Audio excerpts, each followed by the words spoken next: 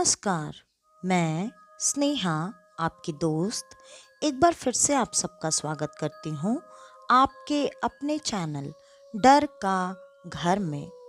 आज जो कहानी मैं लेकर आई हूँ, उस कहानी की तरफ आगे बढ़ने से पहले हमेशा की तरह मैं मेरे सारे दोस्तों को धन्यवाद देना चाहती हूँ। मेरे वो दोस्त जो कि हमेशा अपना प्यार और सपोर्ट अपने कमेंट के माध्यम से मुझे देते रहते हैं और जिनके सपोर्ट की ही वजह से आज मैं इस जगह पर हूँ। थैंक यू सो मच आप सबके इतने सारे प्यार और सपोर्ट के लिए। आप सब से मैं आगे भी यही उम्मीद रखती हूँ कि आप सब कहानी का फीडबैक अपने कमेंट के माध्यम से ज़रूर बताया करें। वो पढ़कर जानकर मुझे बहुत ज़्यादा मोटिवेशन मिलता है, जिससे कि मैं आप सब के लिए आगे और बेहतर और कुछ नया लेकर आ सकूं। तो चलिए बढ़ते हैं अब आज की कहानी की तरफ। आज की कहानी है प्रकाश की। प्रकाश जो कि एक बहुत ही लालची इंसान था। प्रकाश वो इंसान था जो कि धोखेधड़ी में और लालच में सबसे आगे था। प्रकाश के पास भगवान का दिया हुआ सब कुछ था। घर, गाड़ी, बंगला, नौकर चाकर, पैसे, एक बहुत अच्छा काम। लेकिन वो इन सारी चीज़ों से कभी संतुष्ट हुआ ही नहीं। उसे हमेशा उसके पास जितना था उससे भी ज़्यादा कुछ चाहिए था। प्रकाश प्रॉपर्टी डीलिंग का काम किया करता था, जिसके वजह से प्रकाश को हमेशा नई नई जगह, नए नए ज़मीनों के बारे में पता चलता रहता था। और कई बार प्रकाश ने इन्हीं सब चीज़ों में ऐसी धोखाधड़ी की थी जिससे कि उसने कई बार कई लोगों की ज़मीनें हथिया ली थीं और कुछ घर भी हथियाए थे। आज प्रकाश के पास एक नया क्लाइंट आया था। उसने एक ऐसी रिक्वायरमेंट बताई थी जिसके अकॉर्डिंग उसे उसके लिए एक घर ढूंढना था, जो कि शहर से दूर, शहर के चहल पहल से दूर, शांति वाला हो। और वो घर भी उसने जिस तरीके से बताया था, वो घर ढूंढना प्रकाश के लिए काफ़ी मुश्किल था।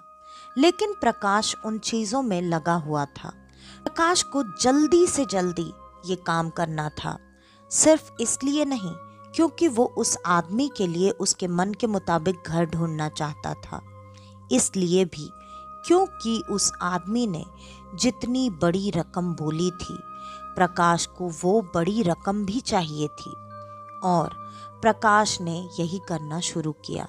प्रकाश शहर के बाहर जाकर हर जगह उस आदमी के बताए मुताबिक घर ढूंढने लगा। लगभग 1 हफ्ता निकल चुका था। प्रकाश के पास अब सिर्फ 1 हफ्ता ही बचा हुआ था। प्रकाश ने अपने जानने वाले सारे आदमियों से बात कर ली थी कि जल्दी से जल्दी वो इस तरह का कोई भी घर ढूंढ कर बता दें। उस बचे हुए आखिरी 1 हफ्ते में से भी अब दिन बीतते जा रहे थे और प्रकाश को उसके मन के मुताबिक घर मिल ही नहीं रहा था। तभी एक दिन ऐसे ही बातों बातों में उसके उसी स्टाफ ने बताया कि मालिक, एक घर तो है लेकिन उस घर का कोई ओनर नहीं है। मैंने उस घर को करीब करीब 20-30 सालों से वहीं खाली पड़ा ही देखा है। अब उस घर की हालत भी काफ़ी जर्जर हो चुकी है। लेकिन ये भी कहते हैं कि उस घर का कोई मालिक नहीं है, क्योंकि इतने सालों में कोई क्लेम करने के लिए आया ही नहीं। प्रकाश ने जैसे ही ये बात सुनी, उसके कान खड़े हो गए और प्रकाश ने तुरंत ही अपने उस एम्प्लॉय से कहा कि वो उसे वो घर दिखाने के लिए तुरंत लेकर चले। और प्रकाश अपने एम्प्लॉय के साथ वो घर देखने के लिए उसी वक्त निकल गया। वो घर सच में शहर से काफ़ी दूर, बिल्कुल बाहर था। एकांत में वो सिर्फ एक ही घर था। घर कहना उस घर को बिल्कुल सही नहीं होगा। वो तो एक बड़ी सी हवेली थी जिसे देखकर ही ऐसा लग रहा था जैसे उसमें रहने वाले लोग काफी पैसे और रुतबे वाले होंगे। लेकिन उस घर की, उस हवेली की हालत इतनी खराब हो चुकी थी कि बिना उसको रिपेयर कराए उस घर को दिखाना बिल्कुल सही नहीं था। लेकिन उस हफ्ते के बचे हुए 2 आखिरी दिनों में उस घर को रिपेयर कराना प्रकाश के लिए काफी मुश्किल था। प्रकाश ने कोशिश भी की, लेकिन ज्यादा से ज्यादा वो वहां की सिर्फ साफ सफाई ही करवा पाया, क्योंकि वहां इतने सालों से कोई नहीं रहता था। घर के बाहर कुछ हिस्सों में अंदर भी काफी सारे मकड़े के जाले, घास फूस, जंगली पौधे सब उग चुके थे। प्रकाश ने जैसे तैसे 2 दिनों में सिर्फ साफ सफाई ही करवाई। अब 2 दिन बीत चुका था। आज ही उस आदमी को वो घर दिखाना था। प्रकाश ने फोन पर ही उसके बारे में उस आदमी को बताया। उसने कहा, मुझे कोई फर्क नहीं पड़ता है, मैं इस घर को लेने के लिए तैयार हूँ, लेकिन मैं पहले एक बार वो जगह और वो घर देखना चाहता हूँ। रिपेयरिंग की चिंता आप बिल्कुल ना करें, वो मैं वैसे भी अपने मन मुताबिक करवा ही लूँगा। और फिर प्रकाश के पास वो आया। प्रकाश और वो आदमी दोनों उस घर को देखने के लिए गए। उस आदमी को वो घर एक ही बार में पसंद आ गया और फिर उसने उस घर को लेने के लिए कहा। लेकिन प्रकाश, जैसा कि पहले से जानता था, उस घर का कोई ओनर था ही नहीं, तो अब वो करता तो क्या करता। प्रकाश ने उससे 3-4 दिनों की मोहलत मांगी और कहा, उसके ओनर से मेरी बात चल रही है और वो मुझसे जैसे ही बातें कर लेगा, मैं आपकी उससे डायरेक्ट बात करवा दूंगा। उस आदमी को भी वो बात सही ही लगी। उसका नाम था संजय और संजय ने ये कहा, ठीक है, जैसे 2 हफ्ते वैसे 3-4 दिन और सही, लेकिन उससे ज़्यादा डिले मत करना। मुझे जल्दी से जल्दी ये घर चाहिए ताकि मैं अपने मन मुताबिक इस घर पे काम करवा सकूं। प्रकाश ने भी हामी भर दी और संजय वहां से चला गया। अब प्रकाश को ये बात पता थी कि उस घर का ओनर तो कोई है ही नहीं। प्रकाश ने उस घर के लिए वैसे ही फर्जी काम करवाना शुरू किया, जैसे कि इससे पहले भी वो कई बार कर चुका था। लेकिन एक बार प्रकाश ने इसमें ये पता करने की कोशिश की कि अगर गलती से भी इसका कोई ओनर है तो वो कौन है। लेकिन उसके साथ साथ प्रकाश उन फर्जी पेपर का भी काम करवा ही रहा था। देखते ही देखते 4 दिन भी बीत गए और प्रकाश को उस घर का कोई ओनर पता नहीं चला। प्रकाश ने उस घर के पेपर्स अपने नाम पर बनवा लिए और फिर संजय को फ़ोन करके बताया कि आपका काम हो गया है।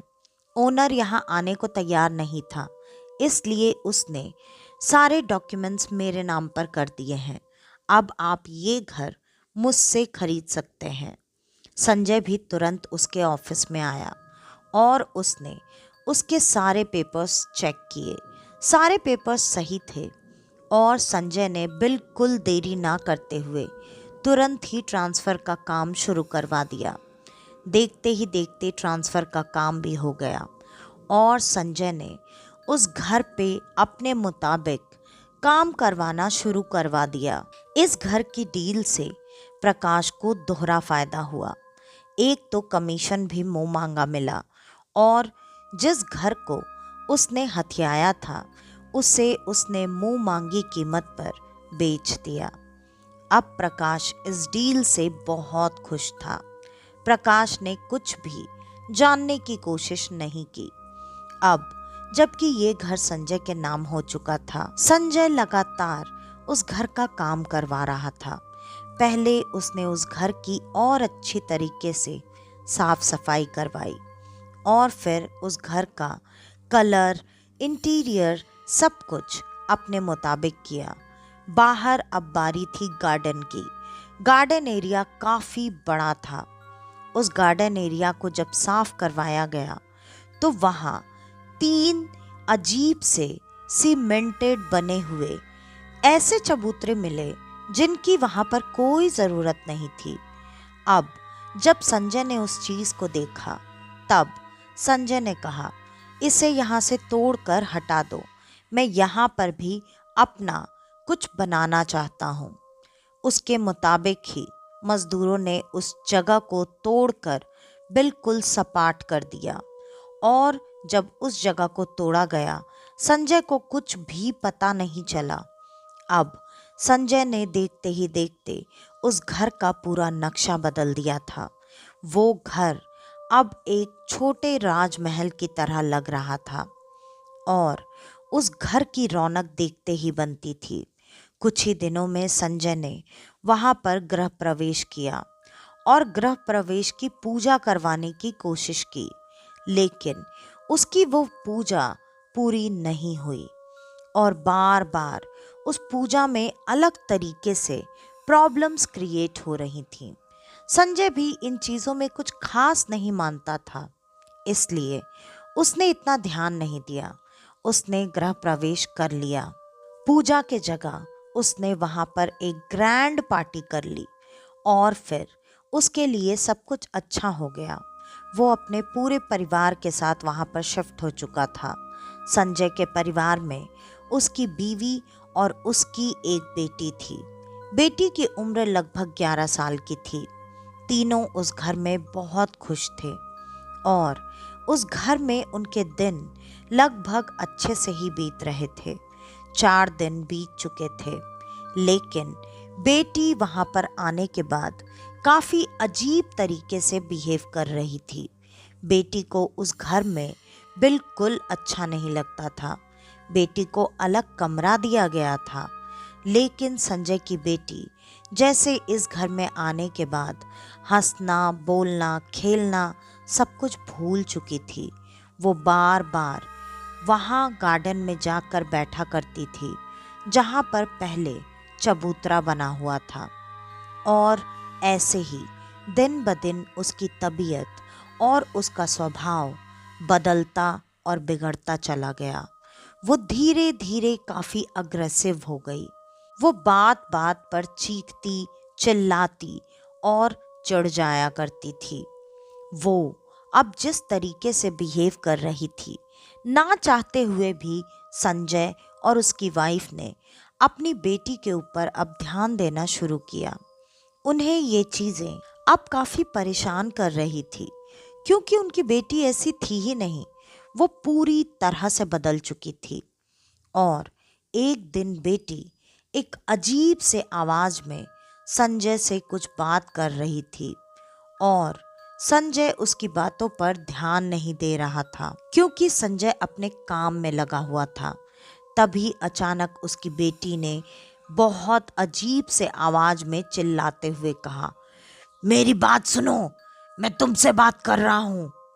और ये बात सुनते ही संजय का ध्यान अपने काम से हटकर तुरंत अपनी बेटी पर आ गया। संजय ने जब अपनी बेटी को देखा तो उसकी बेटी अजीब तरीके से उस सोफे पर बैठकर हिल रही थी। संजय ने अपनी बेटी को डांटते हुए कहा, ऐसे कैसे हिल रही हो तुम, सीधी बैठ जाओ। लेकिन उसकी बेटी ने मानो उसकी बात सुनी ही नहीं और वो उठकर वहां से जाने लगी। लेकिन जब वो उठकर जा रही थी तब उसकी चाल बिल्कुल बदली हुई थी। वो जिस तरीके से चल रही थी, लग रहा था जैसे वो काफी उम्रदार औरत हो। और उसको ऐसे चलता देखकर संजय तुरंत उसके पास गया और उसको हाथ से खींचते हुए सीधा करने की कोशिश करने लगा।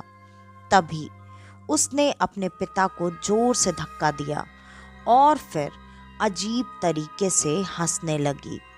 वो जिस तरीके से अब हंस रही थी, उसके हंसी में साफ साफ अलग अलग आवाजें सुनाई दे रही थी और अब ये चीजें संजय को बिल्कुल परेशान कर चुकी थी। संजय ने तुरंत अपनी पत्नी को बुलाकर सारी चीजें बताईं और ये कहा कि इसे तुरंत हमें ले जाकर डॉक्टर को दिखाना पड़ेगा। लेकिन उसकी पत्नी इन बातों में मानती थी। उसने कहा, नहीं, मुझे तो ये कुछ गड़बड़ लग रहा है। आप मेरी बात मानिए, हम इसे डॉक्टर नहीं किसी पंडित के पास लेकर जाते हैं। इस पर संजय ने अपनी पत्नी को डांटते हुए कहा कि नहीं, तुम्हारा दिमाग खराब है क्या? कोई पंडित वंडित के पास नहीं जाना है। कुछ नहीं, बस कुछ बीमारी है जो डॉक्टर की दवाइयों से ठीक हो जाएगी। और संजय ने अपनी तरफ से कोशिश करना शुरू किया। ऐसे ही डॉक्टर के चक्कर लगाते लगाते लगभग 15 दिन बीत चुके थे, लेकिन उसकी बेटी के हालत में सुधार आने के बजाय और ज़्यादा उसकी हालत खराब होती जा रही थी। और तो और डॉक्टर्स को कुछ भी पता नहीं चल रहा था कि उसके साथ हुआ क्या है। आखिरकार संजय भी अब हार चुका था। उसने अब अपनी पत्नी की बात मानी और वो उनके जानने वाले एक पंडित जी के पास गया। पंडित जी के पास जाने के बाद उसने अपनी बेटी की हालत के बारे में सब कुछ बताया और पंडित जी ने ये कहा कि अभी घर पर चलकर हमें देखना पड़ेगा। और पंडित जी उनके साथ घर तक आए। पंडित जी जैसे ही उस घर के सामने आए, उनके चेहरे पर अजीब से चिंता के भाव तुरंत उमड़ आए। वो काफी परेशान लग रहे थे और उन्होंने घर के बाहर खड़े होकर ही कुछ मंत्रों के जाप किए और फिर वो तब अंदर जाने लगे। उन्होंने दोनों माता पिता को वहीं खड़े होने को कहा और पंडित जी मंत्रों का जाप करते हुए लगातार हाथों में कुछ अक्षत मतलब चावल के दाने लेकर मंत्र उच्चारण करते हुए घर के अंदर जा रहे थे।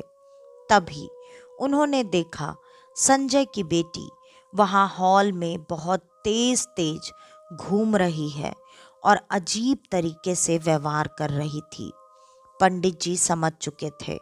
उन्होंने अपनी मुट्ठी खोलकर देखा, वो सारे चावल के दाने लाल हो चुके थे। अब उन्हें सब कुछ समझ में आ गया था।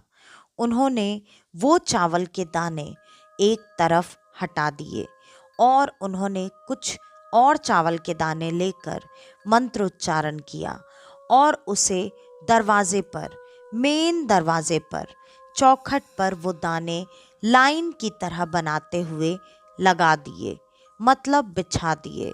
और जैसे कि उन्होंने वहां कोई रेखा खींच दी हो जिससे कि संजय की बेटी उस घर से बाहर ना आ पाए। और फिर वो पूरे गार्डन में घूम घूम कर मंत्र उच्चारण कर रहे थे और मंत्र उच्चारण करते करते वो वहां उसी जगह पर आकर खड़े हो गए जहां वो चबूतरे बने हुए थे जिसको संजय ने तोड़वा दिया था। और तुरंत ही उन्होंने संजय को अंदर आने को कहा और उससे सवाल किया, यहाँ पर कोई चीज थी क्या जो तुमने हटाई हो? संजय ने तुरंत कहा, हाँ, यहाँ 3 चबूतरे बने हुए थे।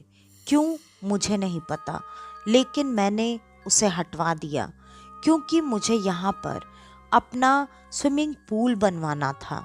और संजय ने बताया कि जितनी बार उसने पूल बनवाकर कोशिश की पूल में पानी भरने की, उतनी बार वो पानी कहाँ गायब हो जाता था उसे भी पता नहीं चला। अब पंडित जी ने कहा, यही तुम्हारी सबसे बड़ी गलती है। ये घर तुमने किससे खरीदा है?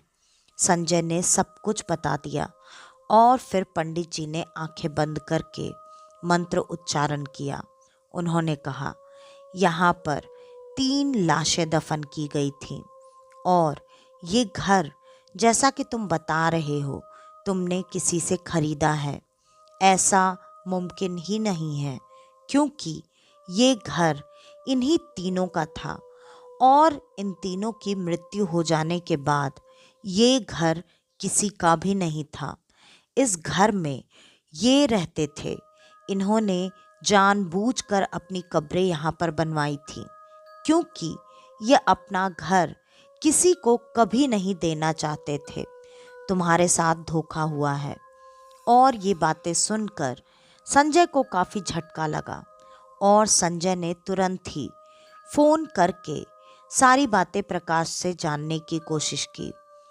संजय के बहुत ज़्यादा जोर देने के बाद प्रकाश ने सारी बातें सच सच बता दी। और प्रकाश अब जबकि सारा सच बोल चुका था, संजय गुस्सा भी करके क्या कर लेता, गलती तो उसकी भी थी। और पंडित जी ने कहा, इन सब बातों के लिए अब वक्त नहीं है। अगर हमने तुम्हारी बेटी को नहीं बचाया तो तुम्हारी बेटी तो मरेगी ही, साथ साथ तुम दोनों की भी मृत्यु तय है। और उन्होंने अपनी क्रिया प्रारंभ की। उन्होंने संजय से कहा कि तुम कुछ मजदूरों को बुलाओ और बुलाकर इस जगह पर गड्ढे खुदवाओ। यहाँ तुम्हें कंकाल मिलेंगे और उसके बाद हमारी बाकी की क्रिया प्रारंभ होगी। संजय ने तुरंत वैसा ही किया। सच में उस जगह पर गड्ढा करने पर वहाँ से 3 कंकाल बाहर आए और पंडित जी ने तुरंत ही उन कंकालों के साथ क्रियाएं करनी शुरू कर दी। और देखते ही देखते थोड़ी देर बाद उन कंकालों में अजीब तरीके से हलचल हो रही थी। और जैसे जैसे वो कंकाल हिल रहे थे, ठीक उसी तरीके से संजय की बेटी भी सामने हिल रही थी। और अब उसकी बेटी लगातार चीख रही थी, चिल्ला रही थी। और इसके बाद उसकी बेटी बेहोश हो गई। पंडित जी ने अपनी क्रिया जारी रखी और सबके नज़रों के सामने ही उसकी बेटी के शरीर से काला धुआं लगातार निकलता रहा और एक एक करके वो तीनों कंकालों के अंदर समाता गया। और फिर पंडित जी ने कुछ क्रिया ऐसी की जिसके वजह से वो सारे कंकाल तुरंत ही राख में बदल गए, बिना आग लगाए और बिना कुछ किए। और पंडित जी ने उस राख को एक छोटी से मटकी में भर लिया और उस मटकी का मुंह एक लाल कपड़े से ढककर उस पर मौली बांध दी। और पंडित जी ने कहा, अब इस घर का शुद्धिकरण भी करना पड़ेगा, लेकिन हम वो आज नहीं कर सकते। हम वो आज से ठीक 3 दिन के बाद करेंगे। तब तक 3 दिनों के लिए तुम तीनों ये जगह छोड़कर कहीं और चले जाओ। संजय ने पंडित जी की बात मानी और वो वहाँ से अपनी बेटी को लेकर, अपनी पत्नी को लेकर एक होटल में चला गया। और फिर उसके बाद 3 दिन बाद जब पंडित जी ने बताया, तब वो सब वहाँ पर आए और पंडित जी ने वो शुद्धिकरण वाली पूजा करवाई। उसके बाद पंडित जी ने कहा कि यहाँ पर तुम्हें तुम्हारे घर में मंदिर की स्थापना भी करनी पड़ेगी। संजय पहले इन चीज़ों में नहीं मानता था, लेकिन इतना कुछ आँखों से देखने के बाद, महसूस करने के बाद संजय ने वहाँ पर पंडित जी के कहे मुताबिक मंदिर की स्थापना करवाई। पंडित जी ने खुद अपने हाथों से वहाँ पर बजरंग बली को भी स्थापित किया और उनके मुख्य द्वार पर पंचमुखी हनुमान जी को भी स्थापित किया। उसके बाद पंडित जी ने कहा, रोज आरती पूजा सब कुछ नियम से होना चाहिए। और पंडित जी वहाँ से चले गए। उसके बाद संजय और उसका पूरा परिवार उसी घर में रहा। उन्हें कभी भी इस तरह की किसी मुसीबत का सामना नहीं करना पड़ा। लेकिन संजय, जो कि ऐसी चीज़ों में नहीं मानता था, वो अब इन चीज़ों में विश्वास करने लगा था। तो आज की ये कहानी यहीं पर ख़त्म होती है। आपको हमारी आज की ये कहानी कैसी लगी, हमें कमेंट करके ज़रूर बताइएगा। और अगर आपको हमारी ये कहानियाँ पसंद आती हैं तो ज़्यादा से ज़्यादा हमारी इन कहानियों को शेयर करें। अगर आप हमारे इस चैनल पर आज पहली बार आए हैं तो हमारे इस चैनल को लाइक, शेयर और सब्सक्राइब करना बिल्कुल न भूलें, क्योंकि आपका सब्सक्रिप्शन हमारे लिए बहुत बड़ा मोटिवेशन है। और अगर आपके पास आपकी ऐसी कोई कहानी है जो आप हम सबके साथ बांटना चाहते हैं, तो डिस्क्रिप्शन में दिए गए ईमेल आईडी या इंस्टा आईडी पर आप हमें आपकी वो कहानी भेज सकते हैं। तो आज के लिए बस इतना ही। मैं स्नेहा, आपकी दोस्त, आज के लिए लेती हूँ अलविदा। वापस से आपसे मिलने आऊँगी और आप सबको लेकर जाऊँगी कुछ जाने अनजाने किस्से कहानियों के सफ़र पर, आपका अपना डर का घर में। तो तब तक के लिए नमस्कार।